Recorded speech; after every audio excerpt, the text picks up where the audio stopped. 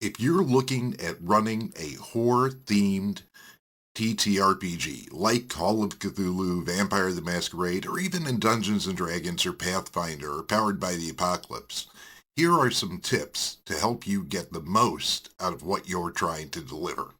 When we think of horror, we think about fear, being scared.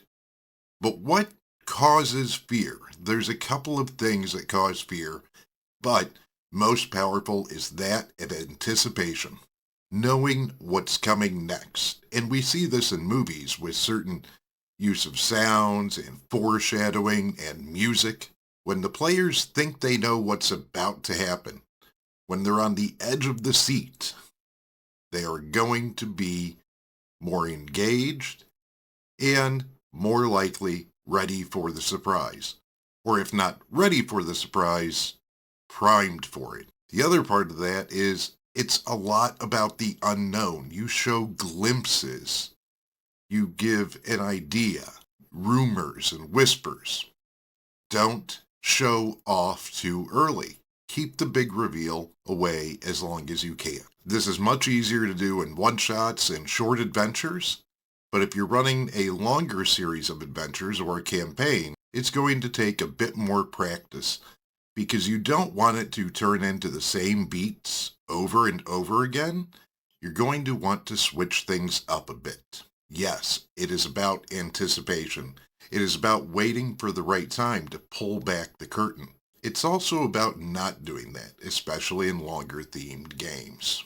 You want to drop hints throughout, yes, and you want to time the surprise for the right moment, but sometimes you want that surprise to be a letdown. You want the players always wondering what's around the corner. Something's around the corner. Something's about to happen. And then nothing. You want that to sometimes be, boom, scary moment, surprise, monster reveal. And you have to find the way to intermix these. Something's going to happen.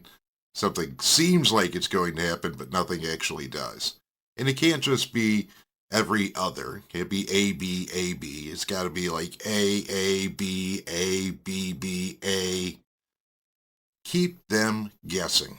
This will get them to develop a certain sense about everything could be important. Something could be around every corner. And they're going to get a natural response over time to always be on their toes. It drives up the tension. It drives up the anxiety. Remember to do your check-ins and make sure everyone's doing okay. But if you do this right, you're going to get more mileage out of your horror-themed role-playing games. Remember that the value you use to deliver information is very important. Loud noises and sudden screams, yeah, sure, those are great. And then sometimes the whispers can be unsettling. And then again, turning to that sound where you start off lower, and then you get a little louder, and then a little louder. It builds up the tension. It gets the blood pressure up a little bit because they're expecting something. Anticipation is key. You want to keep the tension level high, but it can't always be a roller coaster ride. Otherwise, it loses its impact. And that's why you need those moments where build up, then nothing. Whew, that's sometime a perfect time to throw in, and then something. Or just to give people a chance to relax and take that breath and not know what's coming next. Another very important thing to keep in mind, and I know a lot of people who run horror games who miss out on this important aspect, and that's studying the genre.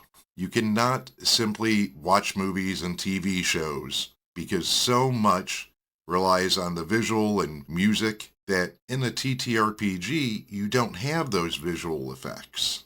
You don't have the camera tricks. You don't have the orchestra playing behind you, even if you've got your phone on Spotify. Yes, the phone on Spotify is a great option to have. Study the genre in terms of short stories, in books, and even reading plays, not just watching a play, or reading scripts, and seeing the tricks that they use. Think about the language that you use. There is euphonic and cacophonic phrases you can use. When you use euphony or cacophony, what you're doing there is either using sounds that are pleasing to the ear, they make people want to listen more, they actually lower stress a little bit, whereas cacophony is something discordant. It is something that just kind of jolts the system. It doesn't sound right. So you have things like alliteration that can make things very pleasing to the ear, and people kind of go with it and they go with the flow. And then you do a screech with a cacophonic phrase. These can be helpful. Even more helpful is study things like idiophones or onomatopoeia can be helpful because those words help our brains make the connection. They make us think of very specific things. They elicit emotional response. There's lots of tricks that successful and talented authors use that you can take into your TTRPG. And it's a lot more important with a mystery or horror-styled role-playing game than it is with action or adventure, because you're looking to elicit emotion. You're looking to get people to be emotionally invested and have emotional reactions. That's the point behind running a horror-style TTRPG. If you're just looking at running a slasher or something like that, this advice might not be for you because those rely a lot on jump scares and gore and body horror. Actual horror-styled games are a bit more cerebral. They're trying to get people involved mentally and emotionally. And that is going to work out better with a better command of language. Do you have to do these things? Absolutely not. Will they elevate your game? Most certainly. Other tricks that people use when running a horror game that I know are not always available is the lighting. They do use background sounds, whether it be from Spotify or something else.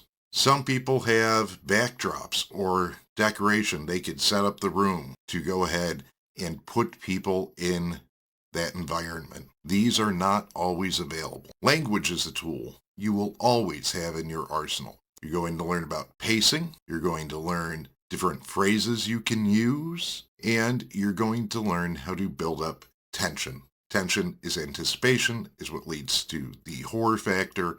All of these things together are going to help you run a better horror adventure or campaign. I hope that helps. Until I see you again, remember to be well, be safe, and be awesome, both to yourself and one another.